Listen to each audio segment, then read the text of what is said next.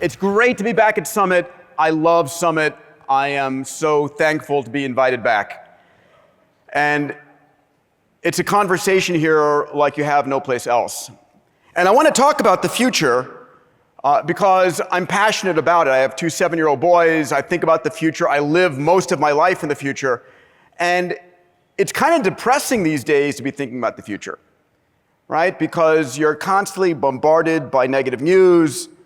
You're sort of questioning, how can we handle these things? What capabilities do I have in the face of all of these social issues? What kind of capabilities do I have? The fact that doing the things I want to do in the world are expensive, and do I have the training to do those things? And when you start dreaming, especially out there in the world, when you dream big, people say, you're crazy. Who are you to dream that big? Right? People shut you down. Sometimes it's your husband or your wife or your friends or your faculty members. When you start talking about all the amazing technologies out there, people are saying, man, I'm just trying to get a job. I'm just trying to get insurance for my family. How do I deal? And so it's really tough. It's really hard. And so my job here in the next 30 minutes and the Q&A that follows is to change the most valuable thing you have, which is your mindset. How you think controls everything. How successful you'll be or not. Who you spend time with or don't. It's everything.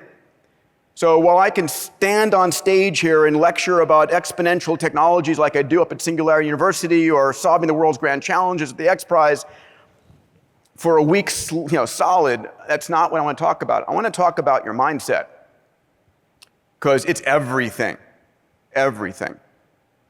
So let me start. The first is, I want to tell you without any question, and I hope you get this and believe it, we're living during the most extraordinary time ever in human history. The only time more exciting than today is tomorrow, and so on, and so on. And we forget how brutal the world used to be. 100 years ago, in the year 1918, 250 million people were infected by the Spanish flu. 50 million people died in that 1 year. 20 million people died in World War I. Scale that up by a factor of 4, proportional to today's population, it would be insane to see headlines like that. But ultimately, the world is amazing. The other thing that's true is that none of us truly have any idea how fast the world is changing. We're changing at an accelerating rate. And for me, that means that the tools we're going to have to change the world are getting more and more powerful at a speed that is going to shock us. So, let's begin. I had a chance to write a book I'm very proud of. I presented it as the opening talk in TED back about 6-7 years ago called Abundance, the Future is Better Than You Think. In that same year, I was the closing speaker for President Clinton at CGI. And at the end of his introduction, he said to me, Peter, why are you so positive about the future? Don't you watch the news? And I said, President Clinton, with all due respect, no, I don't watch the news. And I look at the data. And so the reality is that as we humans were evolving on the savannas of Africa hundreds of thousands, millions of years ago, back then, if we missed a piece of negative news, like so rustling of the leaves is the wind and not a lion, the negative news could put you out of your misery. And we developed an ancient piece for our temporal lobe called the amygdala, about the size of your thumb, that scans everything you see and everything you hear for negative news. And if you see it, it puts you on red alert. And it's not something we control. It's something deep wired into our brains. And at the end of the day, the news media uses this, right? The old adage, if it bleeds, it leads, is so true, right? If you ask yourself the question, what's the news media's job? It's to deliver your eyeballs to their advertisers. That's it, pure and simple. And so if we're paying 10 times more attention to negative news than positive news, open up the newspaper tomorrow morning and just count the number of negative stories to positive stories. It's extraordinary. It's 10 to 1. Do the experiment. And it's not that they're masochistic or that they want to just have a negative mindset, it's their business. They don't show you all the other amazing news going on in the world every single day. And so I choose not to watch the news. Period. I get back 2 hours a day. It's amazing. My social network will tell me what I need to know. My family will. My friends will. There's nothing I don't miss. I have Google alerts for my companies and the things that I care about. But allowing, the Crisis News Network or Fox or whomever it might be to tell me what they think I should be learning, not what I want to do with my time. And so if you do look at the data, it's extraordinary. And this is about a mindset shift, right? Over the last 100 years, the per capita income for every nation on the planet has more than tripled. The human lifespan has more than doubled. We're about to double it again. The cost of food has dropped 30-fold. The cost of energy is 100-fold. Transportation, hundreds or thousands of fold. Communications, millions of fold cheaper. So let's look at some of the data in real life. This is people living under extreme poverty between 1800 and 2015, plummeting. Absolutely plummeting. We're about to take the entire planet out of extreme poverty, right? Check this out. This eye chart is people living without hunger. The green is what you should be focusing on, as well as the beige. These are countries that have increased availability of food 25 to 50% or over 50%. None of these are in hunger, right? Let's look at literacy around the world, going from 15% to near 85%. This is average years of school increasing. Now, I'm going to be showing you this data, but ask yourself the question, what's driving this over the last 200 years? Why are things getting better? And should you have faith in this data? Is all of a sudden everything going to stop and reverse itself? Right? This is children under the age of 5. It used to be a coin flip if they survived. Right? Today, it's 4%, still too high. Check this out. This is children in labor, right? So this is child labor. You see from 2000 to 2016, we went from 16% down to 10%. And children doing hazardous work over the last 18 years from 11% down to 5%. Why is this decrease happening? It used to be dangerous to have a baby. This is maternal mortality rates. This is the chance that you would die in childbirth, plummeting. This is increase in average life expectancy. We've doubled it from what used to be in the mid-30s now to the mid-70s, pushing to 80. We're about to double it again. Are you worried about overpopulation? Don't be. A lot of my friends are worried about underpopulation of planet Earth. This is the replacement fertility rate in the United States. We are now below the replacement fertility rate in the United States at 1.76 instead of 2.1. Now, it's not this way every place in the world, but it's getting there, right? This is the rest of the world. We're now at 2.42. Bill Gates has an amazing TED Talk. He says, you do two things to any city, any country. You make them better educated, you make them healthier, their population rate plummets. This is work hours in developing world. This is significant. We forget the fact that we used to be just plain difficult to survive. Life was about survival. You would work 80 hours a week to survive, to get the food, the water, the energy, the chance to have any kind of pleasure was a remote existence. Today we're taking a break from survival. Look what we're doing here, right? It's a chance to learn, to love, to spend time together, and that comes with free time. So as we start to look around the world, going from an average of 65 to 70 hours down to 40 hours, that's amazing. And as technological socialism, this is AI and robotics coming in to do your work for you, that's going to increase. And what are we going to do with our free time? This is a question. This is an opportunity. As I teach at Singularity University, the world's biggest problems are the world's biggest business opportunities. You want to become a billionaire, help a billion people. So one of the things I think about is, what are we going to do with the extra time we have? Are we going to play? Are we going to learn? Are we going to explore virtual worlds? We're going to find out. This is that orange line, or red, whatever it is airline fatality. Airplanes are clearly the safest mode of transportation on the planet. In 2017, 0 commercial deaths. That blue line is cars getting better and better, but as soon as we head towards all autonomous electric cars, that will go to zero as well. The safest place for you to be is going to be in your autonomous car, safer than your house. This is global death rates from natural catastrophes. Look at that plummeting back in the 60s, 70s, 80s.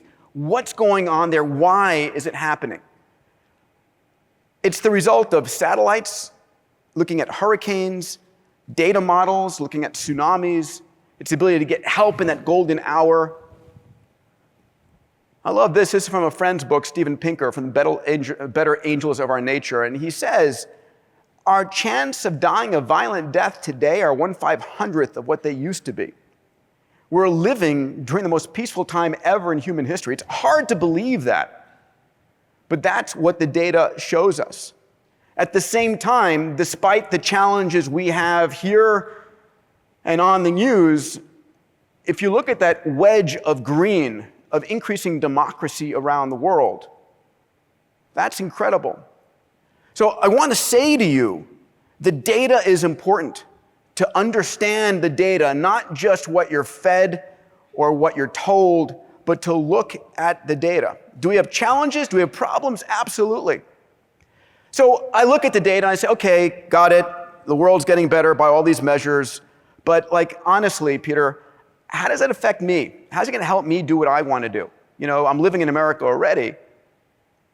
But guess what?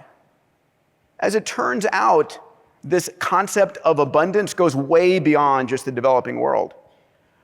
All the exponential technologies, computation, sensors, networks, AI, robotics, 3D printing, synthetic biology, AR, VR, blockchain, all of those technologies are transforming what used to be scarce into abundance. We are heading towards a world where scarcity is gone.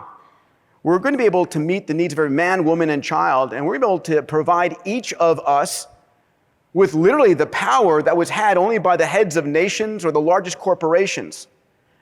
There is nothing that you don't have access to. At the end of the day, I want to hammer this point down.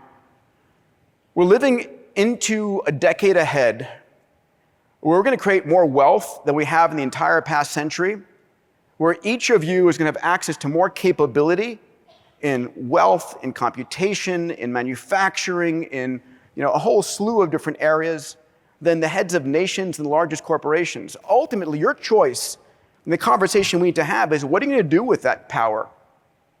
What do you care about solving? What do you care about transforming from scarcity to abundance? So the question is, what do you consider scarce in your life? Is it time, money, resources, expertise? I would posit to you that there is nothing truly scarce. So let's take a look. In the 1880s, this is one example, to get 1 hour of light from a kerosene lamp on average took about an hour of labor. Today, it's a half a second of labor to get you an hour of light. Again, transforming what used to be scarce into abundance. I opened my book, Abundance, with a story that takes place in the year 1861. Napoleon III is welcoming the King of Siam to the Palace of Versailles. And to demonstrate how wealthy Napoleon is, he feeds all of the troops with silver utensils. Napoleon himself eats with gold utensils. But the King of Siam is fed with aluminum utensils. It turns out that in that year of 1861, aluminum was the most precious metal on the planet. Even though the Earth's crust is 8.3% aluminum by weight, it's combined with oxygen and silicates to make this thing called bauxite. But it was so energetically difficult to extract the aluminum from the bauxite that it was worth more than gold and platinum. Which, by the way, if you go to Washington, D.C. and look at the Washington Monument, the capstone is aluminum, because it was built in that same decade. And then in the US and in France, the same month, scientists discovered this process called electrolysis that made it so cheap to extract the aluminum from the bauxite, we use it with a throwaway mentality right now. And so again, this notion of what used to be scarce becoming abundant over and over again. What would you think of as more scarce than a perfect diamond, right? A 4-carat, a 6-carat, 8-carat diamond. I mean, De Beers teaches us about the value of perfect diamonds. A friend of mine up in the valley has a company called the Diamond Foundry that's got a machine about the size of a large refrigerator. In one end comes methane, water, electricity. Out the other end comes perfect diamonds, 4, 6, 8, 10 carats. Would you like to have color in it? No problem. Would you like some imperfections? Sure. Now, they're smart. They price it at 10% below the given rates, and they call it California Cultured Diamonds. They've got Leonardo DiCaprio there to present the company. But at the end of the day, scarcity is contextual. So what do you think of as scarce? Energy? We live on a planet that's bathed in 8,000 times more energy from the sun than we consume as a species. Energy is not scarce by a long shot. We used to go and hunt whales to get whale oil to light our nights, right? Then we ravaged mountainsides to get coal. Then we drilled kilometers under the seafloor to get oil. Well, guess what? In the next 20 years, as I'll show you in a moment, we're heading towards an all-electric economy. Water, not scarce either. We're able to take the water out of the atmosphere, out of the oceans. I'll show you more on that. Health, AI is going to provide us, the poorest child on the planet and the son or daughter of a billionaire is going to have access to the same healthcare, the same education, right? The same way that today, a kid on one of these devices has access to the same knowledge and information as the president, CEO of Baidu or Google. At the end of the day, is it time? Is it money? Is it resource, expertise? So let's look at some of these. And again, my goal is I want to change your mindset. I want you to understand that there's nothing truly scarce.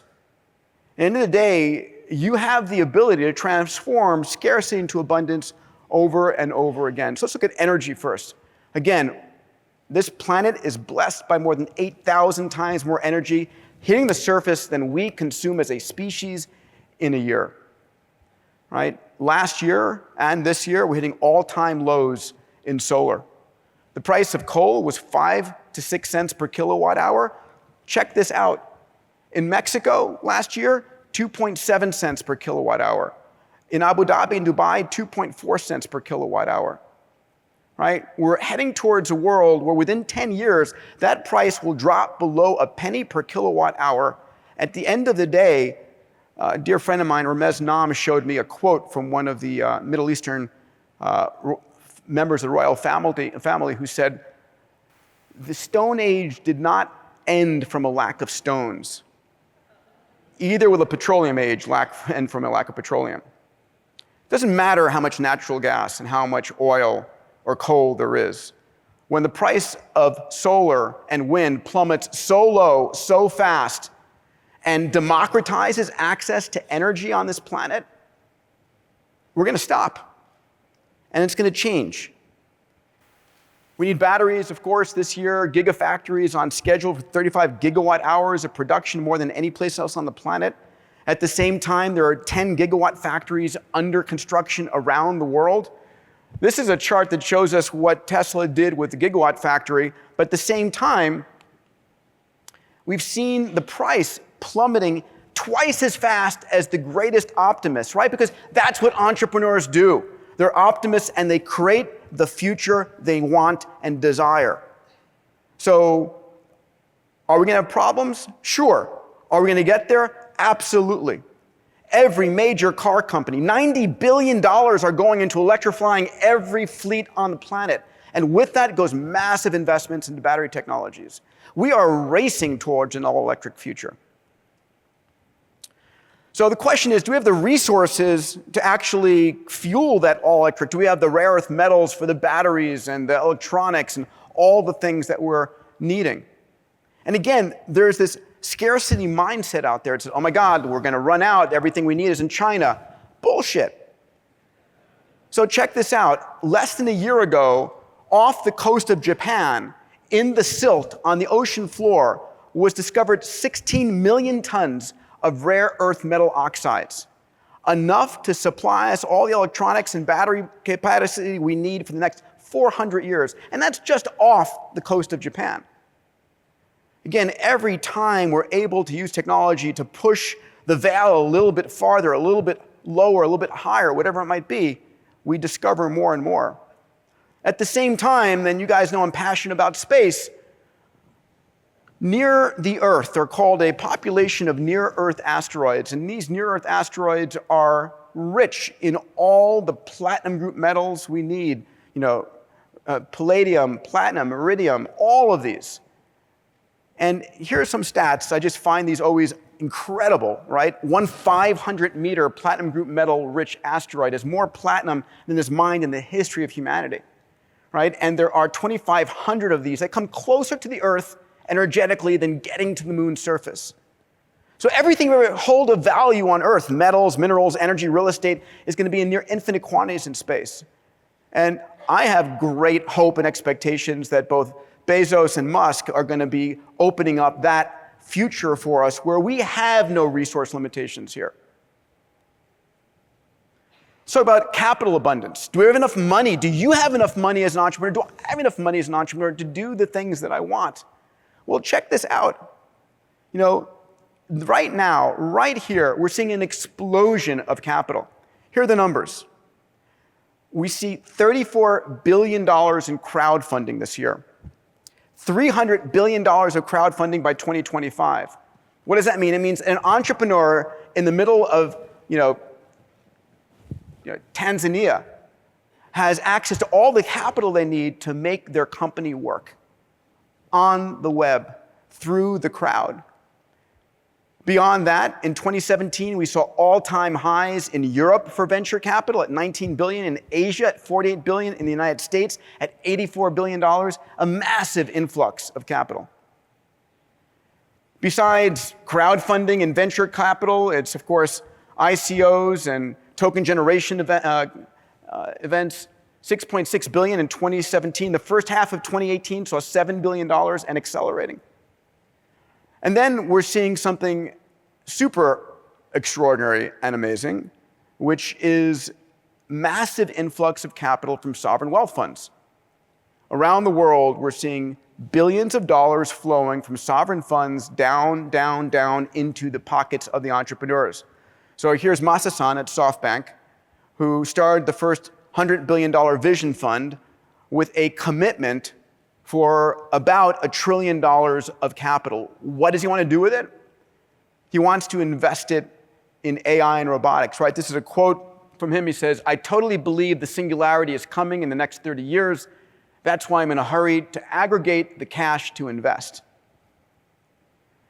So when I think about how fast the world is changing, it's a realization that we're about to go from 3.8 billion people connected on the internet last year in 2017 to 8 billion people connected in the next 5 years, right? 4.2 billion minds are coming online. And they're being connected by gigabit connection speeds with access to all the capital they need, all the computational power. We're about to see more and more entrepreneurs coming online, solving more and more problems. And that gets me excited. The other thing is we're becoming healthier and living longer. So one of my passions, I invest my time, my money from my venture fund, from my own time into how do we extend the healthy human lifespan? How do we give you the vitality at 100 that you had at 60, right? And how long do you want to live? How long do you hope to live? How many careers are you going to have? So right now, I've had the chance to start 2 companies. One, Cellularity, which is in the stem cell business. It actually collects and creates a derivative of placental stem cells to be able to hit autoimmune disease and extend life and increase muscle mass and fight cancers. Then human longevity, I'll talk about that in a minute, but there's a whole slew of other companies. In the next 10 years, I'm clear we're going to add 10 at a minimum, likely 20 or 30 healthy years on everyone's life. And the price will be coming down. And this is about increasing the GDP of every nation on the planet. As my friend Ray Kurzweil says, we're heading towards a period of longevity escape velocity. He and Aubrey de Grey define longevity escape velocity as that moment in time where for every year that you're alive, science is extending your life for a little more than a year. And it departs very nicely, very quickly. This is some of the work of Cellularity. It's the notion that as we are growing at about age 20, you start to have a die-off in your stem cells. And by the time you age 50, 60, 70, your stem cell populations have dropped by a factor of 1,000, maybe 10,000. And those stem cells are a regenerative engine. But if you can resupply those stem cells to you, It allows you to live longer and healthier. Back in 2001, when Craig Venter sequenced the first human genome, it took $100 million and 9 months. Today, it's under $1,000 in a few hours. Illumina and the Beijing Genome Institute predicts $100 in 1 hour next year. That's a million-fold price performance increase, right? So we're talking about every single human on the planet being sequenced. But what's even more exciting than being able to sequence for a small pittance of money for the price of an Americano these days, eventually. Besides sequencing your genome, we can now edit your genome. So this comes out of Harvard and MIT. This is called CRISPR 2.0. You're a collection of 3.2 billion cells that define you. It's your software code. And they discovered a variant of CRISPR that allows you to change one of those A, T, C's, or G's efficiently, accurately, cheaply. And check out these numbers. 32,000 out of 50,000 human diseases are due to one of your 3.2 billion letters being off. Imagine being able to go in and just snip, edit, replace.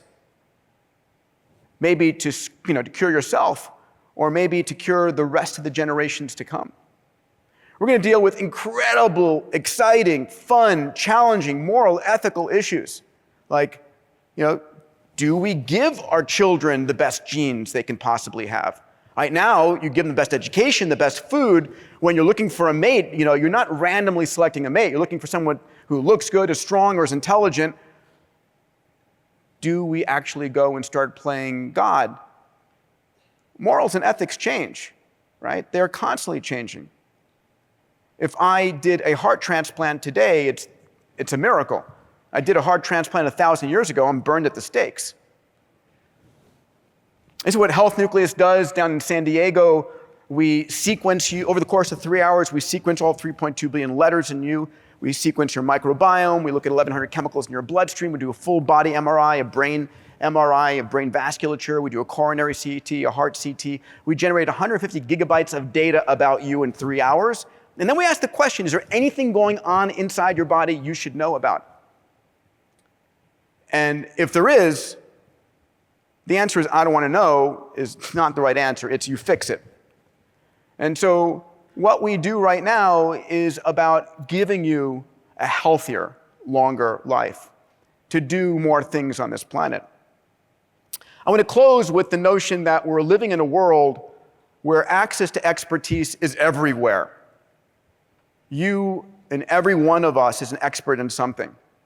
But at the end of the day, if you want to do something in your life that you don't know how to do, but you're passionate about doing it, you can reach out there and get all the expertise you need. What are you passionate about changing? What do you want to do on this planet? For me, it was space. I wanted to go to space since I was a child. I was born at the tail end of the Apollo era, and literally it formed my vision of what I wanted to do. I wanted to become an astronaut so badly. Right? The Apollo program, hard to believe, was 49 years ago we landed on the moon. The Apollo program showed us what was possible. And then this scientific documentary showed us where we were going. A hopeful vision of the future.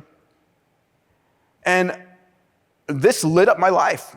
And I was absolutely clear of what I was doing. I knew my massively transformative purpose. It was to help take the human race off the planet to the stars. And after I looked at the numbers, I found out my chance of becoming an astronaut was like 1 in 1,000. I had a better chance of becoming an NBA All-Star at 5'5" than I did entering the astronaut corps. And then one day I read about Lindbergh that in 1927, he crossed the Atlantic not on a whim, but to win a $25,000 prize. And so when I gave up on NASA being the way I was going to go to space, I said, how am I going to get a spaceship to go to space? I figured out this is what I'm going to do. Right? I was going to create a $10 million prize. $10 million was enough to inspire the entrepreneurs, but not the Boeings and the Lockheeds.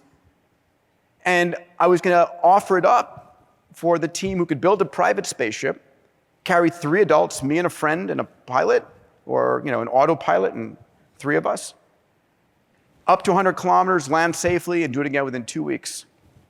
Amazingly, that $10 million prize ended up inspiring 26 teams from 7 countries around the world who spent $100 million trying to solve it. They're all optimists.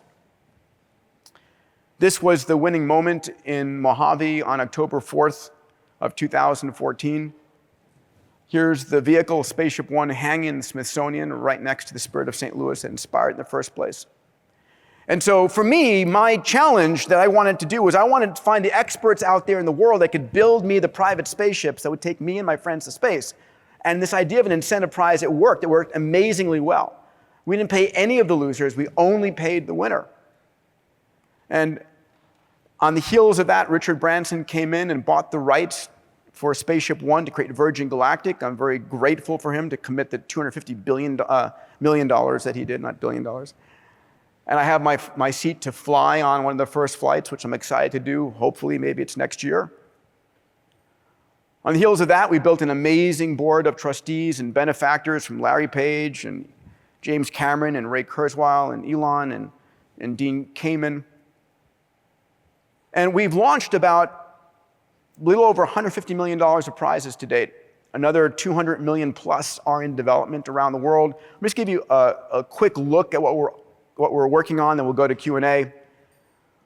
We awarded last year the Qualcomm Tricorder X Prize. This is, of course, from Star Trek, the tricorder, and thankful to the Roddenberry Foundation for their support in this, as well as Qualcomm.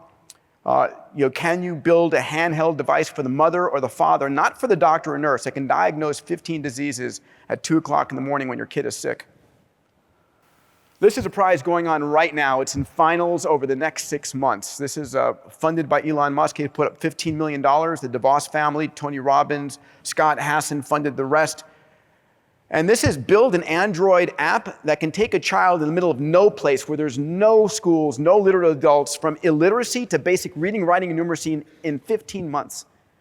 We had 700 teams around the world entered. We narrowed down to 5 finalists. Google gave us thousands of tablets. We went to Tanzania. We found 2,500 students who were completely illiterate of English and Swahili, gave them the tablets, taught the village mama how to power and charge, put solar in the villages, and we're in testing right now. We're going to open source the final winner and make it available to everyone on the planet for free. This is how you scale 1 billion teachers. Thank you.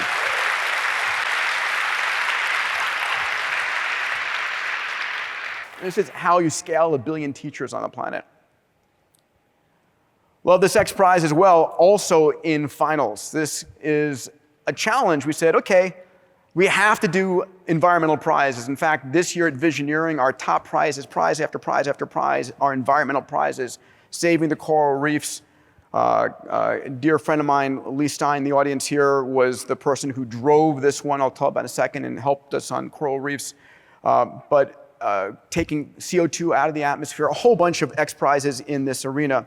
This is an X Prize that asks team to build a device that attaches to a coal plant or a natural gas plant and sucks the CO2 out of the smokestack at temperature, at pressure, at concentration, and turns it into a product more valuable than the cost of extracting it. So you make CO2 extraction a profit center for the energy plant. How cool is that, right?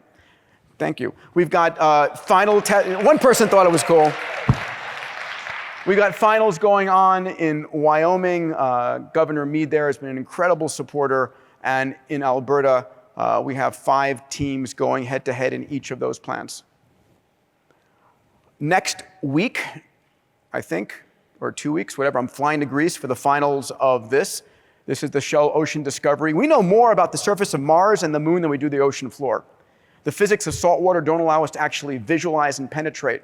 So this is an X Prize. It's underwritten, supported by Shell and by NOAA, that asks teams to build a device, a robotic device that can launch from the shore, go out to a particular point, go down 4,000 meters to the ocean floor, and map 500 square kilometers in 24 hours. I have no idea what I'm going to see when I get there, but there are 7 finalists going head-to-head to do this, to allow us to map what is probably the richest source of biotica and richest source of resources that we have on our planet. I love this one.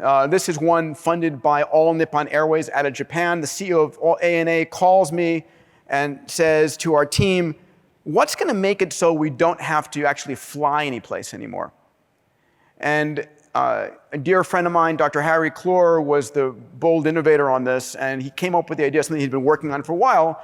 He said, what about a future where we have robotic avatars, where the robot is not, I'm not here on stage, I'm back home in Santa Monica, there's a robot on stage over here, I'm home in my pajamas with a VR goggles on, a haptic suit, and as I walk around, the robot walks around, as I look at you, the robot looks, and as I reach out and shake your hands, I feel that at home, right? So these robotic avatars will allow us to put robots in places of danger after the Fukushima nuclear reactor meltdown, or when you need medical help, whatever the case might be. Love this one. We awarded this 10 days ago. Another dear friend, Eric Hirschberg, put this idea forward. And so people talk about water wars and water scarcity. Well, it turns out that 2/3 of the planet has humidity high enough that you could suck the water out of the atmosphere. And we challenge teams around the world to build a device that can pull the humidity out of the air and give a village 2,000 liters of clean drinking water for 2 cents a liter from renewable energy. Amazing, huh?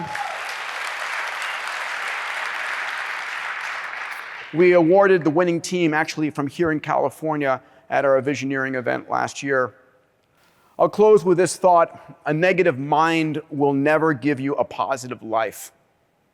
So, if you'd like these slides, please, you can download them, just send us a text, share them with your friends, your family, your companies, whatever you want. Let's get the data out there. Let's help everyone realize we are alive during the most extraordinary time ever in human history.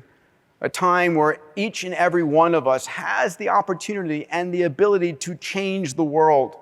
There is nothing you don't have access to. You have access to all the capital you need, the computational power you need, AI on the cloud, 3D printing on the cloud. What is it you want, right? Any one of you could spin up 1,000 processor cores on AWS or Google or Azure if you wanted to. It's this. This is the scarce, most precious resource on the planet. Your mindset, your commitment, your passion to not take no for an answer and solve the problems that you were put on this planet to solve. An honor and a pleasure. Thank you.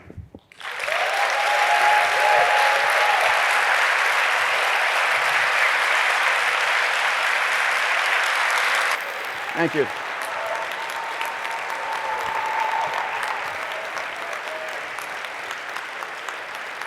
Thank you.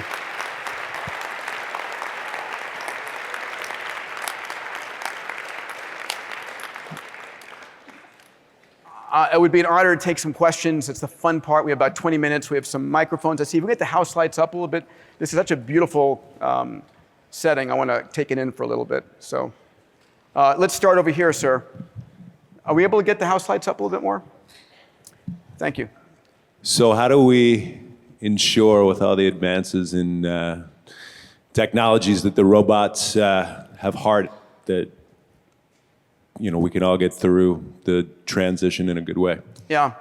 So great question, an important question, and it's the question of our age.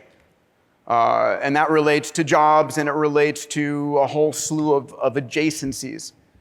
And let me be clear about something. My dear friend Ray Kurzweil, his prediction is that we're going to, two important things. I want you to put these in your mind as sort of milestone dates. 2029 is his prediction of when we're going to have human-level AI, right? Time check, 11 years from now. Next time check is his prediction of when we're going to have brain-computer interface. Your neocortex connected to the cloud is by 2035. So first of all, we're alive during the most extraordinary time ever because this is the time that we are transforming the human race. Let me be very clear. I'm clear for myself that we're going to transform what it means to be human, what it means to live in society, how we govern, how we do everything. It's the next 20 years. It's not 100 years, not 50 years. It's the next 20 years. I truly believe that. We don't truly understand how quickly things are transforming and combining and recombining. And so eyes wide open, don't blink is really important. To answer your question, first of all, I think we are beginning a process of, it's not technology or us. I think that we are going to begin to, continue to merge with technology. right? So if I were to ask a question, anybody here in the room not have their cell phone with them? Okay, there's nobody. The point I want to make, and there was one person at an event I spoke to who was about twice the size of this, and they had lost it that morning in an Uber. This is part of us now. This is part of us. This is our extended memory. We have 300 million pattern recognizers in our neocortex once those are full. And so we're going to begin to merge with technology. There's probably $1 billion a year being invested in connecting the neocortex to the cloud. Folks like Brian Johnson and the folks that Elon has backed, Mary Lou Jepsen, Google, Facebook, defense departments, nation states, and so forth. So we're going to be connecting the human brain. And so at the end of the day, we're evolving a new species of which we are part. And how do we assure that it has human soul? And how do we assure that it has ethics and morals and is something our children? I don't know the answer. My job here is for us to help show where we're going and help raise these questions so we're aware of them. I don't feel like we can sort of just wait and let someone else figure this all out. This is our responsibility. Next question here, please. When, in the future, might women share equally in the abundance?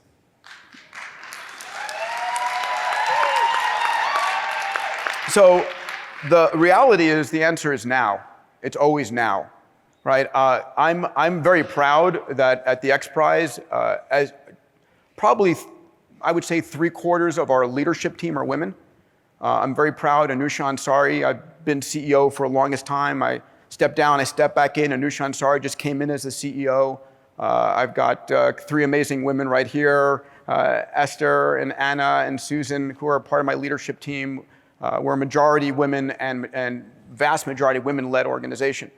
At Visioneering last week, I was listening and I was like, oh my God, this is not only the decade, this is the century of women coming. I do believe that it's yours to take. And thank God we've screwed up enough. So I'll just leave it at that. But in reality, if you look at, I'll say one last thing. One of the issues has been around reproductive rights. And one of the realities is the age limit of, do you have a baby by the time you're 35? Because the bullshit that Hollywood feeds us, you can have a baby until you're 45 or 50, is just that. You can do it from surrogate pregnancies or in vitro fertilization. But there's technologies now allowing us to have a child at any age, which was one of the benefits men had, and now women can have as well. So I think that's an important equalizer that's coming. Thank you. Please. So you have a very optimistic take on this. How do you reconcile a lot of the thoughts of, say, Elon Musk or Stephen Hawking, who think an exponential takeoff or singularity is actually a terrifying scenario? Sure. So I've known Elon for 19 years, and I knew Stephen Hawking relatively well. One of my greatest moments in my life was flying him into zero G. And here's the challenge. Are there going to be problems? Absolutely. There are, of course, going to be problems. I'm not sitting here saying it's la, la, la, everything's going to be great, we're fine. Over the last 100 years, if I asked you, do you think the world's gotten better over the last century? Hopefully, you saw the numbers by extraordinary rights across the world, across the globe. But we still had World War I, World War II, the Spanish flu, the Vietnam War. 150 million people died over that century. But the world got better. And so are we going to have problems? We're going to have terrorism? Are we going to have all kinds of issues? Absolutely. But we're also going to have a level of tools and capabilities to solve problems like never before. So I'll give you a couple of examples. I think Sundar, the CEO of Google, said that AI is more powerful than fire and electricity, I think was his quote. And I think he's true. It's true. We're all going to have an AI shell that is on all the time, that's empowering you.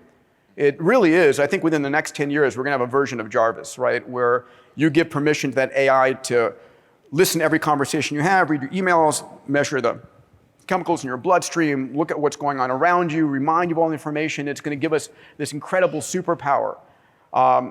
You don't have to have it, but it's going to empower us in these ways.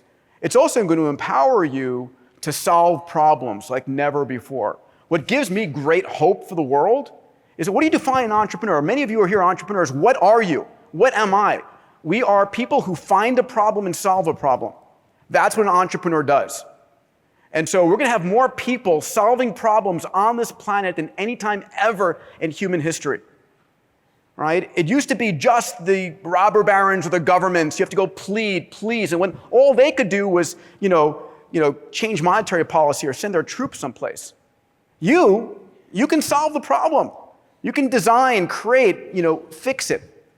And so as I teach at SU that the world's biggest problems, the world's biggest business opportunities, solve one of those big problems. Solve a billion-person problem, become a billionaire in the process. That's what gets me excited and hopeful for the future.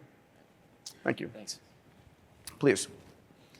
So negative externalities like pollution, human encroachment of natural ecosystems, sort of our exponential abundance is causing, or at least plays a major role in the 6th major extinction event on the planet. Yep. So how do we ensure we have an abundance of biodiversity as we Great go through question. this process? Let me give you a take at it.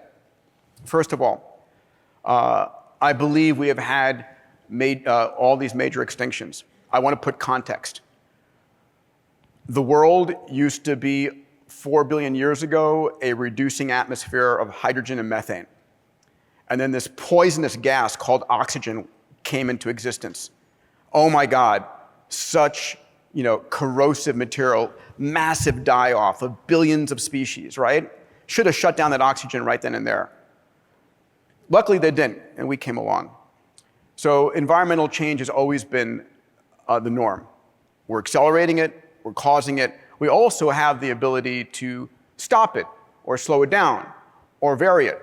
So if you think of this as a planet for humans, I would say we're a planet for cows, right? 1/3 of the non-ice landmass of planet Earth is livestock.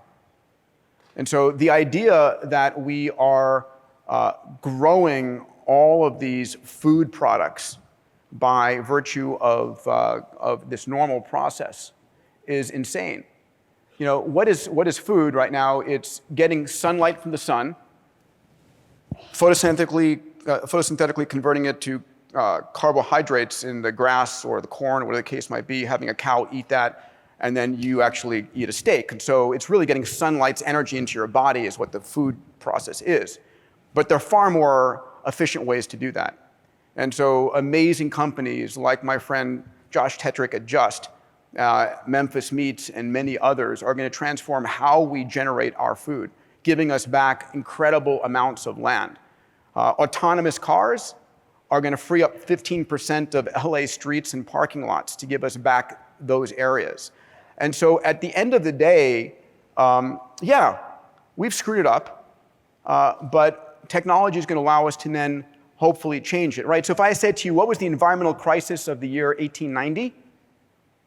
Do you know, by chance? It was horse manure. In 1880s and 1890s, as we moved from the rural areas into downtown Detroit, New York, Chicago, people brought with them their motive force, the horse. And the horse shit was piling up high. And it was causing a lot of disease and problems. And if you look at the articles back then, the prediction was that this is growing out of control. It's going to be a problem. And of course, what changed it was the invention of the car. And so autonomous cars, electric systems, these things are going to change things. There's a multitude of different ways. And yes, we have challenges. Let's solve them. One of the X Prizes, I'm going to make it happen one of these days, is I want a de-extinction X Prize. I want to go back and create the list of 100 species, and we should at least have some ability to bring those back in a responsible fashion. So listen, I'm a techno-optimist, right? I admit it. But I at least want to say if you're passionate about a problem, let's fix it. Thank you. Thank you. All right. Hello. How do you see political processes around the world interacting with this progress? I should have had my friend who introduced me add 2 more rules, which is no questions on politics or sports. I don't know. I just know that the political system right now is so broken, right? The idea that I am, first of all, able to be an expert enough on all the issues being asked for me to vote at the polls. I mean, this is probably one of the most educated groups ever who actually reads about and looks at all of the issues and makes the decisions. The majority of people just go to the polls and vote Democratic or Republican or whatever sign they happen to see walking into the poll, they vote no on this or yes, and that's such a broken bullshit fashion because it is a 200-year-old mechanism of a representative government. So can we change it? Of course. Do I know the best way to change it? No. Am I sure that it is not the way we're doing it right? Absolutely. You know, yes, there's blockchain, yes, there's AI, yes, there's 5G networks, all these things. But I also know that none of the ingrained institutions will let us. Politics don't change gracefully, period. So maybe it's going to be in the virtual world, maybe it's going to be in space. Let me take these last 2 questions, and then we'll have to break. Hi, Peter. Thank you for speaking. I really appreciate it. Thank you. At the risk of sounding like one of the negative minds that you sort of warn against at the end of your talk, I think you can pair a lot of these sort of positive theses with kind of dystopian narratives as well. And so this is one of those annoying questions that isn't really a question, but I have a few of these dystopian narratives, and I think you're breaking both rule 1 and 2. I definitely am, and I apologize, but I think these are very real things that Please. we should talk about. First one, like Chinese social credit scores. If you write a bad article about Xi Jinping, you can't book public transportation anymore. That's case in point. Like tech in the wrong kind of authoritarian hands can go really, really south. Second, the rise of deep fakes and echo chamber bias reinforcing news. It feels like the information propagation channels in this country are very messed up, and what seemed like just access to information has turned into just kind of a complete subjectivization of facts. So let me just answer it right here. Sure. Yes, Yeah. there's lots of shit fucked up. Absolutely. 100%. That's not my point. My point is you're more powerful than you ever have been to solve those things you want. So don't complain. Go figure out how to solve it. I just want to say that. Thank you. Thanks, man. Thank you, Peter. I'll keep it down to just like 3 or 4 words. Do you have hope for or see vision for breakthroughs in gender equality and social injustice, guns and climate change and ocean rise? I live in Typhoon Alley, and I see it every year out in Taiwan. So, Thank you. yes. Listen, guys, I am clear that we can and must have gender equality. I am clear that it will happen other places and is happening other places first. But it is something, at the end of the day, I'm proud to be an American, I'm proud to be a capitalist, I'm proud to be an entrepreneur, all those things are true. I also know that I'm seeing other countries that are just blowing out of the water in ways I so wish we were. Yeah. Like New Zealand. There's a list, I've got it.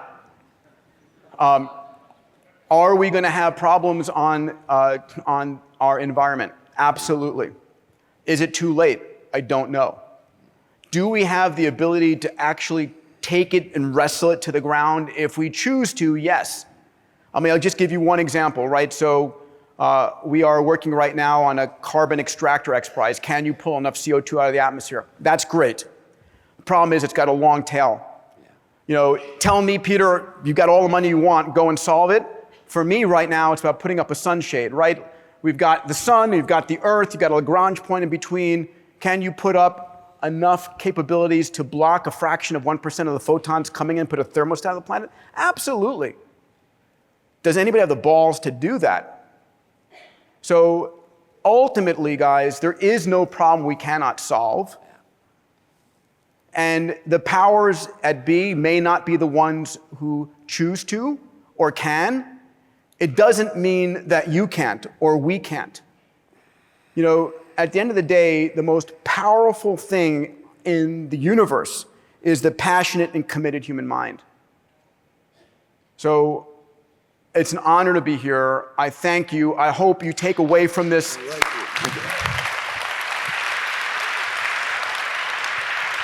I hope you take away from this. This is the most incredible time to be alive. Please don't let anyone tell you no. Go and make it happen. Thank you.